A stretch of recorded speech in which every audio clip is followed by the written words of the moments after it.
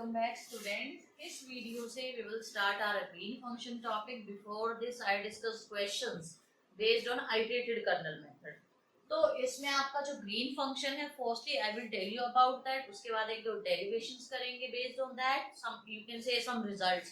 After that हम इसमें based बहुत सारे questions solve करने वाले हैं, at least 5 to 10 questions. ठीक है? तो what is green function? Green function का मेन एप्लीकेशन क्या है? Why we are studying this function? क्योंकि ये कंप्लीटली एक अलग फंक्शन है बाकी फंक्शंस के कंपैरिजन में। ठीक है, तो ग्रीन फंक्शन क्या होता है? एक बाउंड्री वैल्यू प्रॉब्लम्स जो होती है ना नॉन होमोजेनियस इक्वेशंस के साथ, पार्शियल डिफरेंशियल इक्वेशन हो या ऑर्डिनरी डिफरेंशियल इक्वेशन हो, अगर वो नॉन होमोजेनियस किस टाइप की होती है, सबसे पहले let us discuss about that. एक नॉन होमोजेनियस इक्वेशन जो होती है आपकी, वो किस टाइप की होती है? d2y by dx2, यहाँ अपने कोएफिशिएंट वगैरह होंगे इक्वल टू में, there will be some non zero function of x, right? तो उस टाइप की नॉन होमोजेनियस इक्वेशंस को जो बाउंड्री वैल्यू मतलब उनके बिगिनिंग पॉइंट पे और एंडिंग पॉइंट पे कुछ ना कुछ फंक्शन की वैल्यू भी दे रखी होगी, तो उसको हम बोलते हैं non homogeneous partial ordinary differential equation with some boundary conditions. तो used to solve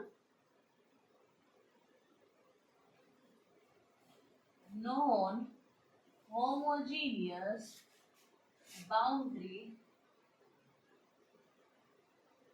value problem। अब क्वेश्चन ये आता है कि हम उसको सॉल्व कैसे करते हैं, किस टाइप से हम उस पे सारा काम करते हैं। तो सॉल्व हम कैसे करेंगे? we will reduce that into Fredholm integral equation.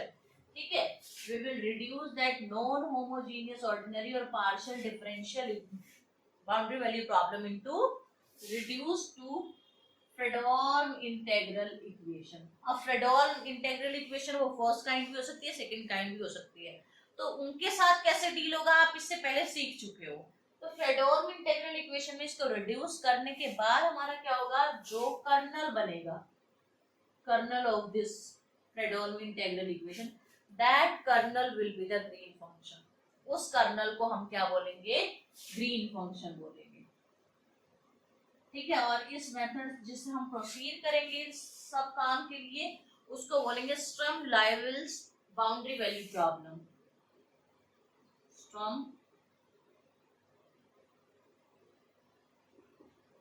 Boundary value problem. ठीक है, अब नॉन होमोजेनियस डिफरेंशियल इक्वेशन क्या होती है, एक स्टैंडर्ड फॉर्म क्या है इसकी, that thing I will discuss with you. Non homogeneous differential equation. ठीक है, ऑर्डिनरी डिफरेंशियल इक्वेशन में आपको ध्यान है, you have studied exact differential equation. तो एग्जैक्ट का कितना इंपॉर्टेंट रोल है वो भी मैं आपको यहाँ पे बताऊंगी।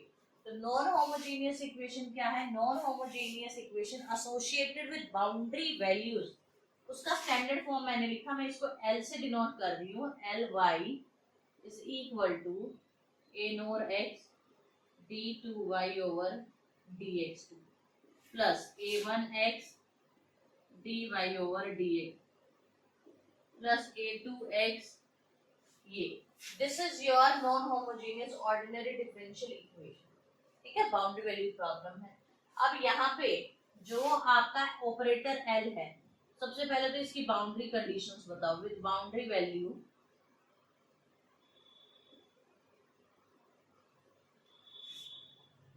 Alpha 1 y at a plus alpha 2 y dash at a will be 0 and beta 1 y at a plus beta 2 y dash not a at b will be 0। ठीक है, तो here alpha beta are the constants and L is the operator। alpha 1 alpha 2 beta 1 beta 2 are the constants and L is the operator। L क्या है आपका? Operator है। ठीक है, where L किसके इक्वल होगा? जब भी ऑपरेटर की बात करते हैं हम इक्वल ना लगा के इक्विवेलेंट का यूज करते हैं। This is equivalent to a naught x d2 over dx2 plus a1x d over dx plus a2x, ठीक है। तो this is your operator L. अब एग्जैक्ट होने का क्या मतलब है इस ऑपरेटर का, तो एक डेफिनेशन बता रही हूँ, सेल्फ एडजॉइंट की डेफिनेशन। सेल्फ एडजॉइंट, इस एल को, this L is said to be self adjoint when we will say जब V L U L B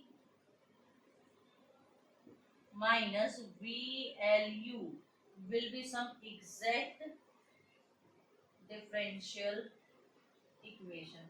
अब exact differential equation को आप में से कुछ को तो पता होगा what was that, कुछ को नहीं पता होगा। तो exact differential equation में ना हमारे पास एक standard equation होता है differential equation जिस फॉर्म में mdx plus ndy, अगर नहीं भी दे रखी हो तो हम इस फॉर्म में रिड्यूस कर लेते हैं क्रॉस मल्टीप्लिकेशन करके, ठीक है।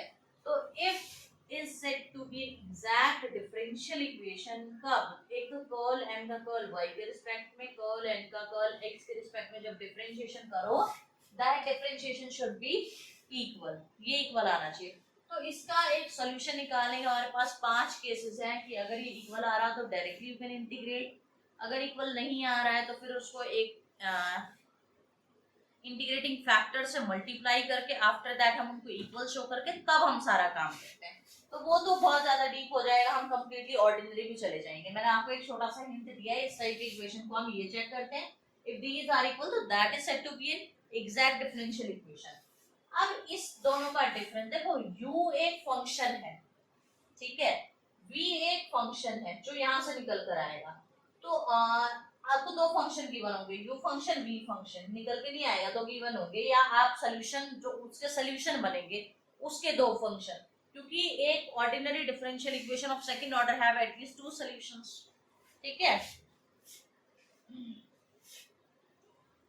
एटलीस्ट भी नहीं, एक्चुअली 2 सॉल्यूशन हो, may be they are repeating but 2 solutions होंगे। जितने ऑर्डर की डिफरेंशियल इक्वेशन होती है उतने ही उसके सॉल्यूशन बनते हैं। तो इसको जब आप पूरा सॉल्व करके यहाँ पे वैल्यू पुट करोगे, वो एक एग्जैक्ट डिफरेंशियल इक्वेशन बननी चाहिए, से वो कोई फंक्शन जिसका इंटीग्रेशन करके आंसर ही आ गया, ये मान, ठीक है। कोई और वेरिएबल लेना है और वेरिएबल ले लो, जस्ट डिफरेंशिएट। तो this is called exact differential equation. तब मैं बोलूंगी कि our operator L is self adjoint operator, okay. तो नेक्स्ट वीडियो में मैं कुछ और प्रॉपर्टीज डिस्कस करूंगी based on green function. After that we will start our questions. And अगर आपको वीडियो अच्छी लगी है तो प्लीज इसको लाइक करो, ज्यादा से ज्यादा शेयर करो एंड प्लीज चैनल को सब्सक्राइब करो।